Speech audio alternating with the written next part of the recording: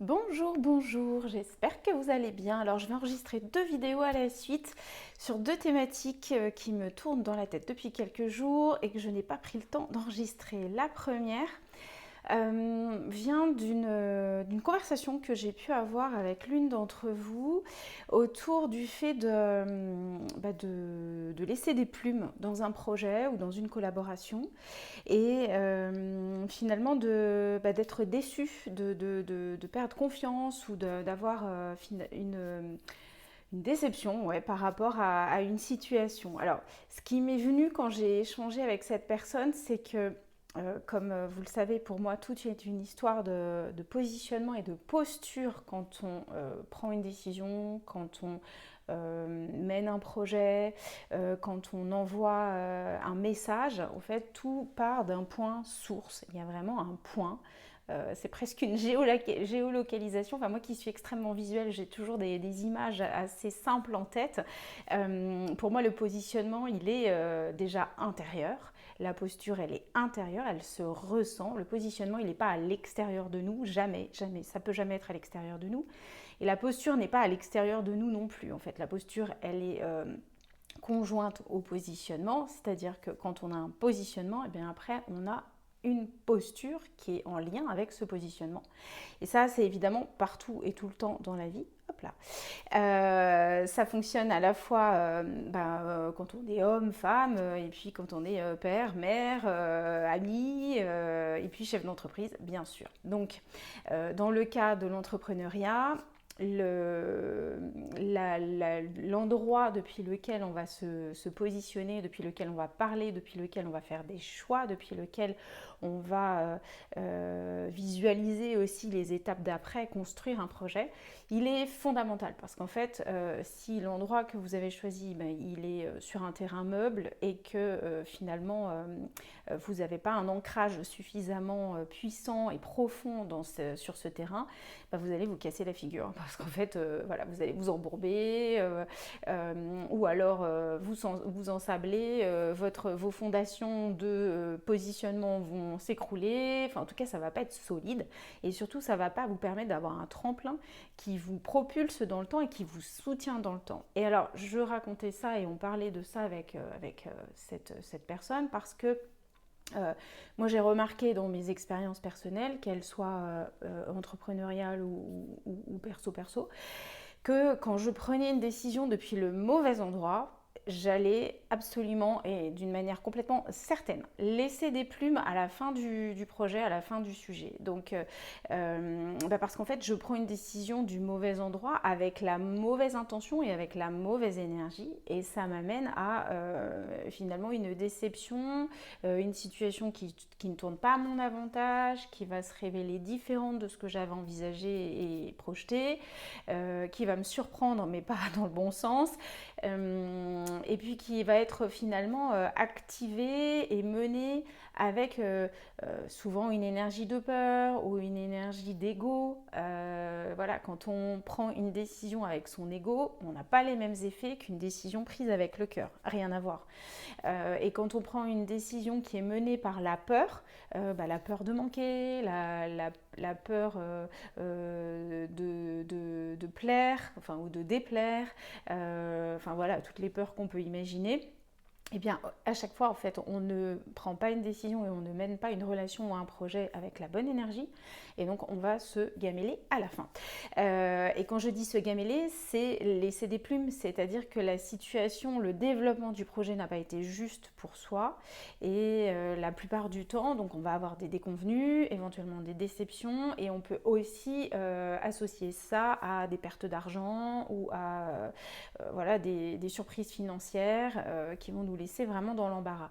Et ça, c'est vérifié à chaque fois. Moi, je le vois quand je reçois des clients qui me disent ah, je suis complètement perdue là parce que j'ai pris telle décision et du coup j'ai eu ça comme effet et je comprends pas. Et je dis bah si, moi je comprends tout de suite en fait le lien direct entre le moment où tu as pris cette décision, l'endroit où tu t'es positionné pour prendre cette décision, l'énergie avec laquelle tu as pris cette décision et ce qui s'est produit, c'est-à-dire l'effet et la conclusion du projet en fait. C'est toujours lié. Et franchement, si vous revisitez vos vies, qu'elles soient entrepreneuriales ou autres, dans d'autres domaines, vous verrez que là où vous avez eu les plus grosses déconvenues, la plupart du temps, vous n'étiez pas positionné au bon endroit et vous n'aviez pas pris la décision avec la bonne énergie et ça ne s'est pas fait comme vous le souhaitiez parce que ça partait pas du bon positionnement.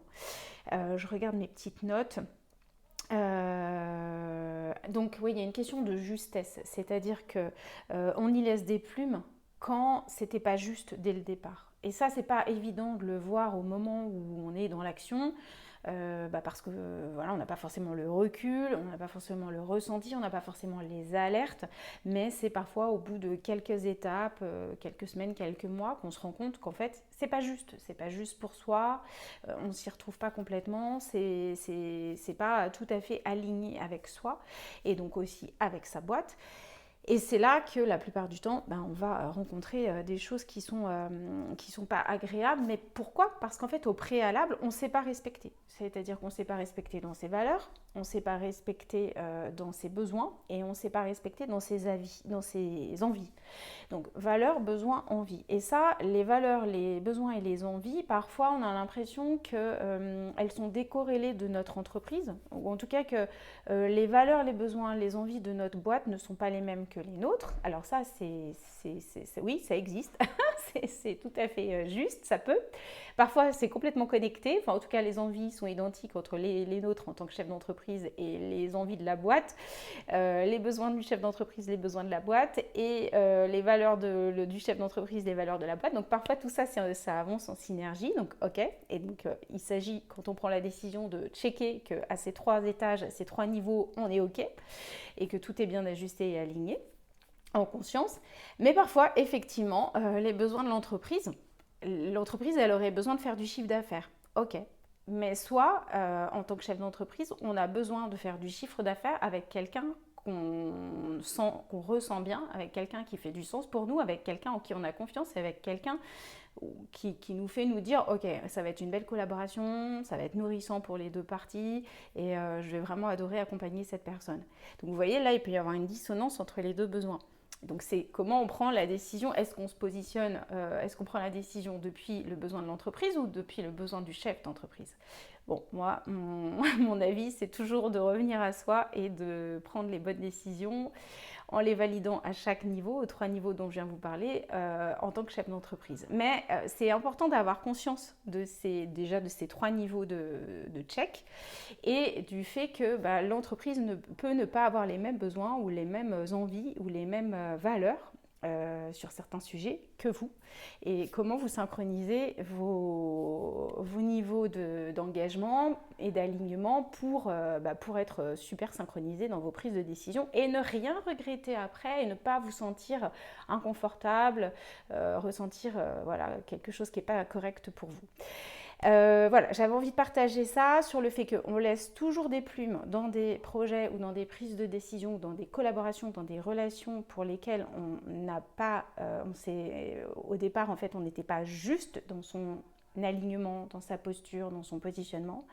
Et ça se vérifie à chaque fois, donc soyez ultra vigilants par rapport à vos besoins à vous, les besoins de votre boîte, vos valeurs à vous, les valeurs de votre boîte, vos envies à vous et les envies de votre boîte et voyez si ça se synchronise pour partir du bon endroit et regardez si c'est la bonne énergie aussi avec laquelle vous choisissez pour avoir les résultats escomptés et attendus. Voilà. Si vous vous posez des questions sur votre positionnement, sur votre posture, sur comment développer un univers de marque ultra inspirant et singulier et surtout apprendre à communiquer sans vous prendre la tête et sans forcer à votre manière à vous, tout ça synchronisé avec votre énergie, votre univers.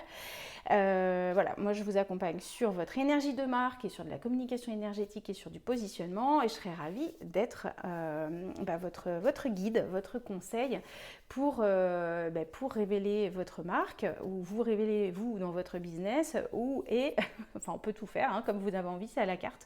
Vous accompagner aussi à mettre en place une communication qui soit vraiment super simple, super fluide, sans prise de tête et qui même vous fasse plaisir. Voilà, je me tiens à votre dispo. À très bientôt. Au revoir.